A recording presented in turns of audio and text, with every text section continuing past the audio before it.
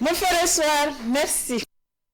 Fidélité, une action menée par les forces de défense et de sécurité dans la localité de Terra a permis aux forces de défense et de sécurité de récupérer l'ambulance du SCSI de Komabangu confisquée par les terroristes.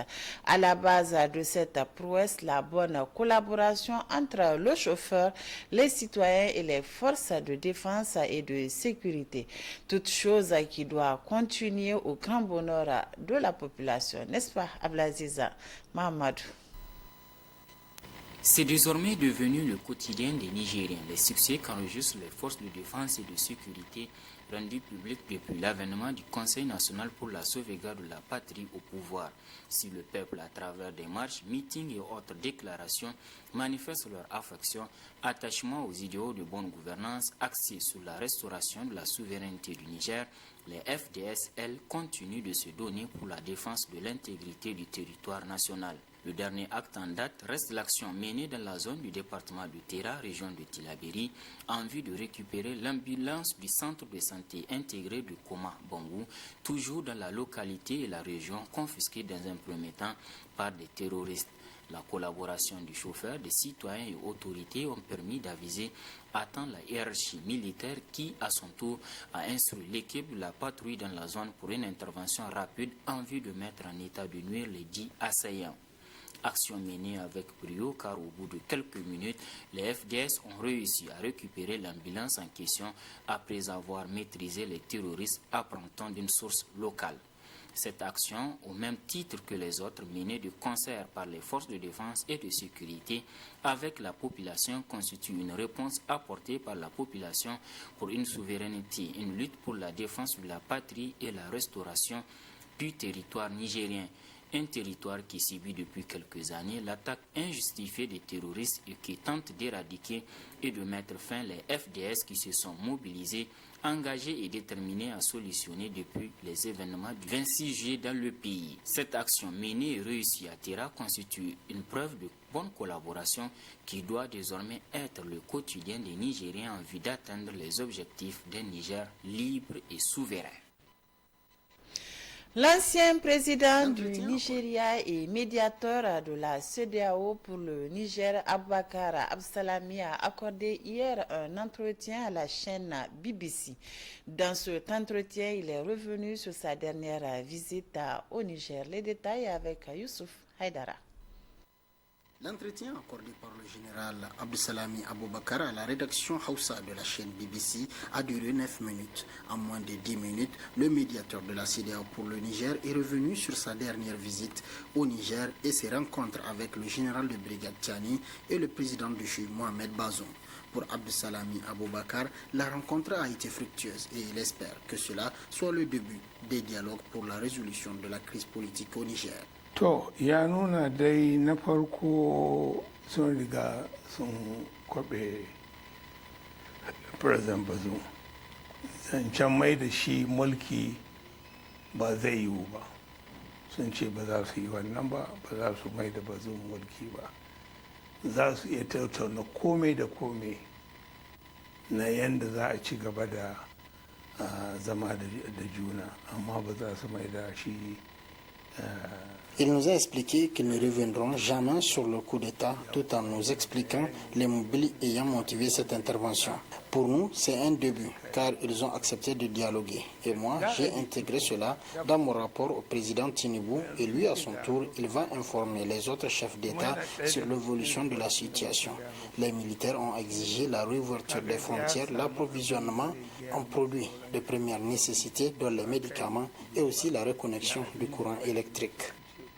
Me kuka gani yaya za mu yi bayan maganganu da suka yi sun sake roƙo a buɗe musu boda a bari magani da abinci ya shiga kuma a maida musu wuta.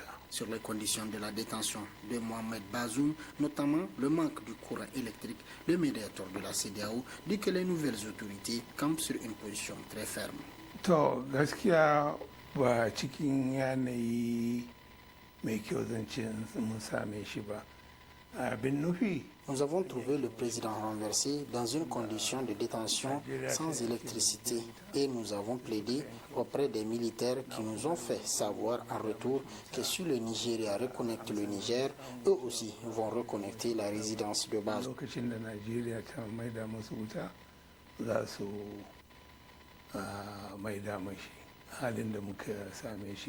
Néanmoins, Abdessalami Aboubakar a expliqué que les nouvelles autorités ont manifesté le désir de dialoguer sur tous les points sauf la réhabilitation du président déchu. Ces informations sont le contenu sommaire du rapport que Abdessalami Aboubakar a dressé à l'intention du président en exercice de la CEDEAO. L'appréciation finale appartient à la prochaine conférence des chefs d'État de la CEDEAO, a conclu Abdessalami Aboubakar.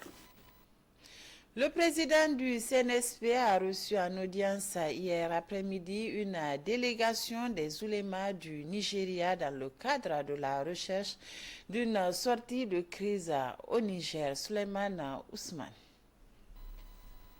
Dans la poursuite de la série de médiations en vue d'une sortie de crise au Niger, née des événements du coup d'État du 26 juillet dernier, le président du CNSP, chef de l'État, le général de brigade Abdourahmane Tchani, a reçu hier après-midi pour la deuxième fois une forte délégation des oulémas du Nigeria, en présence des associations islamiques du Niger et les membres du CNSP. Au cours de cette rencontre, les deux parties ont échangé sur plusieurs points, dont entre autres les sanctions infligées contre le Niger. La délégation a quitté Niger dans l'espoir de trouver une solution à cette situation. Cette délégation des oulémas du Nigeria venue au Niger est conduite par Cheikh Bala Abdallah. La semaine dernière, le président du CNSP a reçu une délégation du Nigeria conduite par l'ancien président du Nigeria, Abdessalami Aboubakar, toujours dans la perspective de trouver une solution à la crise au Niger. L'Algérie réaffirme son opposition ferme à toute intervention militaire au Niger qui pourrait avoir des conséquences désastreuses pour le Niger, mais aussi des répercussions sur l'Algérie. Une délégation conduite par le secrétaire général du ministère des Affaires étrangères de l'Algérie a rencontré le premier ministre de transition Ali Mohamed Lamine Zen. Suivez sa déclaration à sa sortie d'audience sur des images de la RTN. Entre l'Algérie et le Niger, il y a des relations de voisinage très fortes, et des relations historiques, des relations d'amitié. Donc nous sommes venus ici pour écouter, pour essayer de comprendre et dire quelle est notre position à propos de cette situation qui prévaut ici au Niger. Nous sommes de ceux qui privilégient un petit peu la négociation, l'approche politique, l'esprit d'apaisement pour qu'il y ait vraiment une entente autour d'une sortie de crise, sans recourir à la violence. Nous regrettons qu'il y ait ce genre d'appel à une intervention militaire étrangère. Nous sommes de ceux qui sont contre, qui s'opposent à toute intervention au Niger, parce qu'une intervention au Niger aura des conséquences naturellement désastreuses, non seulement sur le Niger, mais aussi sur tous les pays de la région. Donc nous sommes en train de travailler et d'œuvrer, de déployer des efforts pour qu'une approche politique négociée soit privilégiée, et on espère qu'au bout de ce processus, le Niger retrouvera sa stabilité. Pour les 30 jours de prise de pouvoir par le Conseil national pour la sauvegarde de la patrie CNSP, Compact Niger organisera un grand meeting le samedi 26 août 2023 au stade général Séné-Kountché de Niamey à partir de 15h, tous avec le drapeau du Niger. N'est-ce pas, Samira Issa Alimaïga? Tout s'organise autour d'une discussion à la FADA en présence du chef de quartier des Eibons et quelques membres du comité d'organisation du grand meeting que prévoit Compact Niger autour du slogan « 1 million de personnes avec le drapeau du Niger pour dire non à la politique française au Niger ». Pour Moussa Alfari, membre du comité d'organisation, tout est fin prêt. Bien, nous avons couvert, vous avez vu les allo passer donc dans tous les quartiers. Nous avons des visites au niveau des responsables religieux, au niveau des responsables coutumiers, au niveau des responsables des FADA et clubs de Niamey et au niveau donc des marchés. Et nous pouvons dire qu'à ce moment précis, donc, la communication est en train de passer plus naturellement. Nous sommes donc dans un monde virtuel. Les communications Internet sont aussi en train de passer et donc la mobilisation se fait sur les réseaux. À travers ce grand meeting compact Niger, qui regroupe plusieurs structures de soutien au Conseil national pour la sauvegarde de la patrie CNSP, veut réitérer l'engagement du peuple nigérien à sauvegarder l'honneur de la patrie. Nous avons une mobilisation sans faille le samedi pour sortir dans les rues, pour venir remplir le leur soutien au CNSP, à l'ensemble des forces de défense et de sécurité, au gouvernement et à l'ensemble du peuple nigérien pour marquer à travers un mois de résistance et de résilience vraiment le combat de l'espoir pour le Niger. Cet appel à manifestation de cette structure qui regroupe plusieurs associations de soutien au CNSP pour ce samedi 26 août 2023 intervient un mois après l'avènement du CNSP au pouvoir. Une façon pour les organisateurs de réaffirmer à nouveau leur attachement à la sauvegarde de la patrie. Les enseignants contractuels, depuis quelques jours, perçoivent leur pécule du mois de juillet et cela après une lutte des syndicats du secteur qui ont d'ailleurs salué cette action des autorités en place. Le compte rendu avec Suleiman Ousmane et Mamadou Tchouri. Pour la région de Niamey, les enseignants contractuels ont commencé à percevoir leur pécule du mois de juillet 2023 depuis le mardi dernier.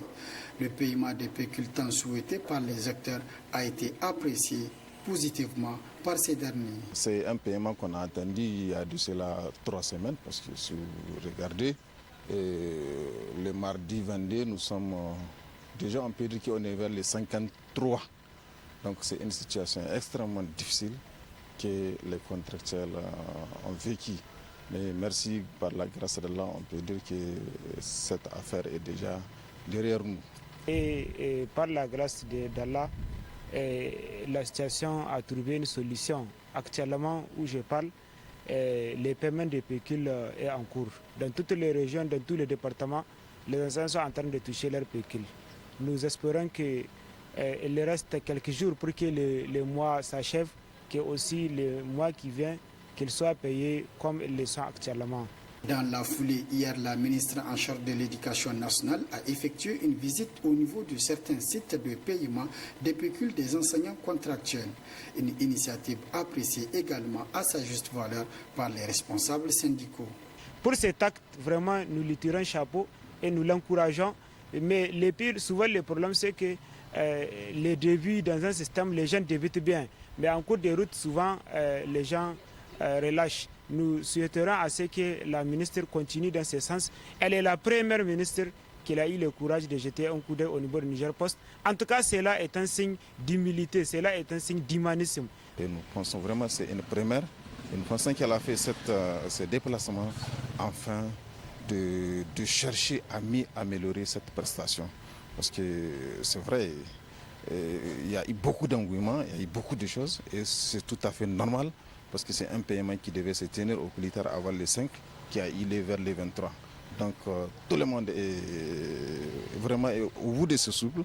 Donc les camarades sont sortis massivement afin d'être de leur droit. Dans les autres régions du pays, le paiement a commencé ce jour et se poursuivra jusqu'à la fin. Aussi, cette action du ministre en charge de l'Éducation nationale donne désormais un climat de confiance entre les acteurs partenaires pour une stabilité dans le système éducatif nigérien.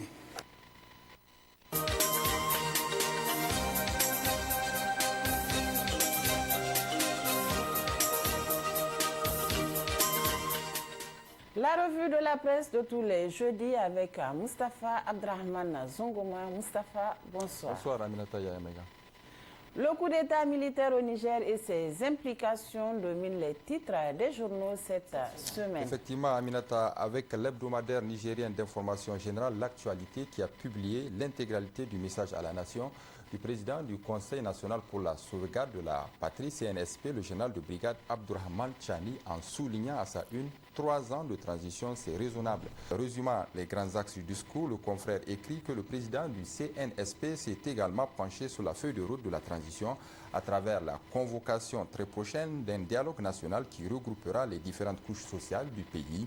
Ces discussions qui se veulent franches et sincères sur la vie de la nation dureront 30 jours et des instructions fermes ont été données au gouvernement pour leur réussite. Le CNSP adhère pleinement au principe du libre choix des gouvernants par les peuples, mais pour que le peuple puisse choisir ses dirigeants, il faut un système transparent dans lequel les opposants ne sont pas emprisonnés ou exilés. L'intervention militaire programmée par la CEDEAO et la France, le Niger et son peuple pour rétablir Bazoum Mohamed dans ses fonctions fait également partie intégrante de ce message à la nation. On ne veut pas faire la guerre contre nos frères avec lesquels on était hier au front, mais si on nous agresse, ils comprendront que ce n'est pas une promenade de santé, avait soutenu le général de brigade Abdourahmane Tchani dans ce message à la nation relayé par le journal L'actualité de cette semaine. Le journal Le Canard en furie du lundi 21 août 2023 revient sur l'interview que l'ancien président de la République, Issoufou Mahamadou, a accordée à Jeune Afrique. Aux confrères de s'interroger et si c'était Issoufou Mahamadou le problème du chaos actuel. Le journal écrit dans son propre camp politique, certaines voix se sont élevées pour accuser l'ex-président de la République, Issoufou Mahamadou, d'être commanditaire du coup d'État que vient de perpétrer son ancien chef de la sécurité, le général de brigade Abdourahmane Tchani, contre les institutions de la 7e République, y compris au sein de l'organisation des jeunes de Tareya OJT. Cette opinion est largement répandue. Certains partisans de l'ex-président se sont d'ailleurs précipités sur les réseaux sociaux pour tenter de balayer d'un revers de la main une telle accusation. Contraint de céder le pouvoir au terme de son second et dernier mandat, le stratège du Dandaji avait cru trouver une façon plus subtile de perpétuer son règne sur le pays en désignant un successeur au sein de sa famille politique, le PNDS Tareya, à la personne de Bazoum Mohamed. Ce n'était pas un choix anodin, naturel, mais bien le résultat de calculs politiques savamment menés par le président sortant. Pourtant, au sein même du Parti Rose, la candidature de Bazoum Mohamed ne faisait pas l'unanimité pour un tas de raisons qu'Issoufou Mahamadou comptait justement exploiter pour réaliser ses desseins politiques ultérieurs. Récemment, dans une tribune libre, l'ancien directeur de publication du journal La Voix des Citoyens, un certain Ali Chekou, un rose pur jus et compagnon syndical de longue date de Bazoum, pointait du doigt la responsabilité première d'Issoufou Mahamadou dans la tragédie actuelle que vit Bazoum.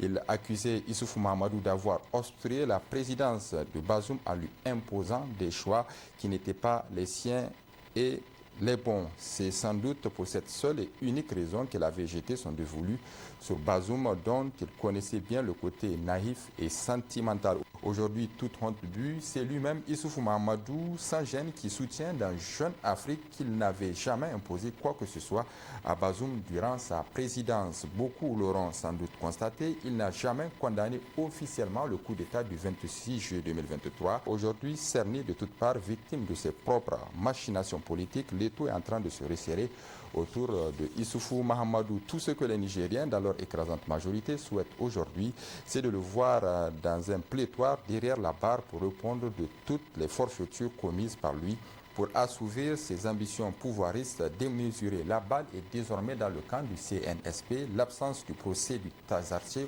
aurait en grande partie enfanté le règne calamiteux du régime de la Renaissance, conclut le journal. Le projet d'agression du Niger par la France par l'entremise de la CEDEAO fait la une du journal Le Monde d'aujourd'hui de cette semaine. Le confrère a titré à sa une « L'impossible reconquête du Niger, chronique d'une bataille perdue d'avance ». La messe édite, les pays membres de la CEDEAO viennent de souscrire à la volonté haineuse et vengeresse du locataire de l'Élysée, qu'à cela ne tienne, écrit le journal Le Monde d'aujourd'hui cette semaine. Nous sommes en guerre. L'agenda de la France n'est nullement de ramener au pouvoir ce qui reste du PNDS Tareya. La vie de Bazoum et même celle de Issoufou et le cadet des soucis de l'Élysée.